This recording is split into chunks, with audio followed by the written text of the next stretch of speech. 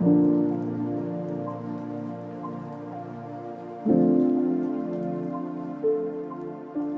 this is clearly not our normal video road test, because normally we're dealing with yet another family SUV, saloon or hatchback. No, today we are driving the new Rolls Royce Ghost, and it is completely new, because although you may think it looks relatively similar to the first generation Ghost that was launched in 2009, underneath this is completely different. There is no more BMW 7 Series in the DNA of this car. This now rides on the same aluminium space frame platform, the so-called architecture of luxury, that you'll also find under the larger Phantom and Cullinan models, and which will form the basis for all Rolls-Royce models going forward. Now, what Rolls-Royce have told us about this car is that it's supposed to be for an era of post-opulence. Now, what that translates as is they've spoken to the owners of Ghost and they say what we want is the same luxury, the same refinement, the same comfort, the same technology, the same quality, but we want it wrapped in a package that's a little bit more subtle, that's a little bit less overtly ostentatious. Now, you or I might say buying any Rolls Royce is ostentatious, but you can kind of see what they mean. What they've done is they've taken the same rough basic shape, the same general styling cues as before, but they've pared everything back. There are fewer shut lines. This lovely, beautiful grille, which is actually backlit, is one solid piece of stainless steel. So too is that big trim piece you see that goes over the side of the glass. And indeed, this roof panel that starts here, goes all the way over and back there, is not actually one piece, it's several pieces, but it looks like one piece. And it actually has to be welded by hand on both sides simultaneously to keep that shape, to make it look right. The level of attention to detail that goes into this car is frankly quite staggering. Underneath the bonnet, we've got a 6.75 litre, 570 horsepower V12 turbocharged engine, because of course we do, because this is a Rolls Royce and it doesn't have an ordinary engine. Rolls says that it's moving towards electrification and will do so more and more over the coming decade, but for now this still comes with the big 12 banger. And inside, well, we'll show you the inside now because it's really quite something else. The thing with the Ghost's interior is that for all that you expect it to be incredibly opulent, and it certainly is, it is also very simple. It's also very beautiful. It's also just an incredibly lovely place to be. But obviously, all that counts really is what it's like out on the road. And when you actually get the Ghost out onto a road, and I mean onto a proper bumpy, twisting road, it's really quite a revelation because it's fun. Genuinely good fun to drive. And that starts with steering that, although it's quite light, is nonetheless very accurate and very direct. And when you combine that with the incredible body control brought about by that planar suspension, that suspension with a damper on a damper, it is a truly remarkable thing. I'm not going to say that the Ghost is quite like an oversized hot hatch, but you know what? It's not a million miles away. It is actually a delightful thing to throw around, surprisingly rewarding, genuinely a driver's car. And while perhaps that shouldn't be overly surprising, it is surprising because really, let's face it, a Ghost, like the Phantom, like the Cullinan, is a car, generally speaking, meant to be enjoyed more from the back seat than from the front. Nonetheless, that's where we are with the Ghost.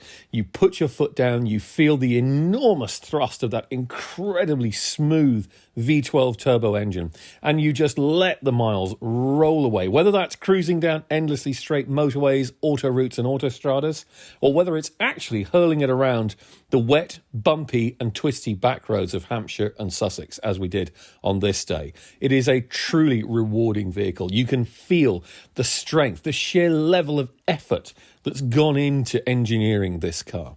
It is genuinely remarkable. I didn't expect to enjoy it so much. I expected to be impressed by it. What I've really come away from the Ghost with is enjoyment. Well, we've just come back from driving the Rolls Royce Ghost, the new Ghost, and it is really quite a remarkable car to drive. There's surprisingly good feel and feedback from the steering, actually. You don't think there's going to be in a car like this, but it actually is really very, very good.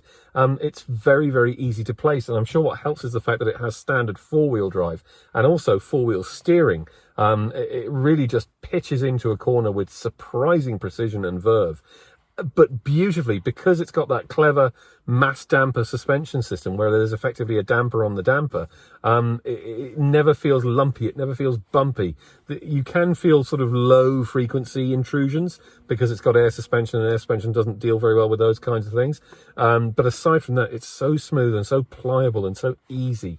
I mean, it's just a wonderful thing to drive. Obviously, refinement is effectively a given. I don't think there are many cars that I've ever driven that are as refined as this. We've kind of gotten tiresomely used to car companies fitting big, low-profile tyres onto big alloy wheels, and then you get this din of road and tyre noise coming into the cabin, and there's none of that here. Absolutely none of it. There's very little wind noise as well. And that remarkable 6.75 litre V12 up front is so quiet. There is a little bit of anger to its engine note when you push down hard on that big throttle pedal. It has a voice, but it's still, even so, a very, very discreet one. The quality of the fixtures and fittings is beyond anything you'll find in most cars. I mean, you know, Mercedes S-Class, Range Rovers, this is another step above. This is something quite special and largely put together by hand and with insane details like the Starliner headlining in the roof and this illuminated Ghost panel over here on the dash, which is actually drilled by laser. And in fact, those aren't holes. They're just where the lacquer has been thinned enough to let the light through. It is a remarkable car. I mean, it's ludicrously expensive. You're probably looking at 600,000 euros to import this one that I'm sitting in right now. So it's, you know, even though it's the cheapest Rolls Royce, it's not what you call cheap. But I think what Rolls Royce has done here is genuinely remarkable. It is almost certainly one of the last cars to be launched as new with a big, unburstable, unstressed, wonderful V12 engine like this. You know, we really are into the last of this breed, and Rolls-Royce admits that and says that it's going electric, and in the next 10 years, you know, it will shift towards more and more towards electric. So God, enjoy it while it's here, because it's something else. As a work of the engineer's art, it really is quite remarkable. And I think that can be said for the whole car too. You know, you can debate till you're blue in the face about the 1% and about whether any one car can be worth the kind of money that they're asking for this. But the sheer level of craftsmanship, and I do mean craftsmanship, it goes beyond mere assembly or quality or things that we talk about with normal cars. This is another level. This is something else again. You can pick fault in it, I'm bloody sure you can, but I don't know why you'd bother, because it's so beautiful to drive. It's so wonderful just to be sat inside it, to be guiding it along the road and feeling those really quite surprisingly good responses coming back from the steering, coming back from the chassis. You don't actually want to sit in the back, even though the back is a wonderful place to be. You don't want to be back there. You want to be up here, experiencing it, feeling it. And then, yes, this car feels very, very special indeed. And yes, capable of commanding that kind of price.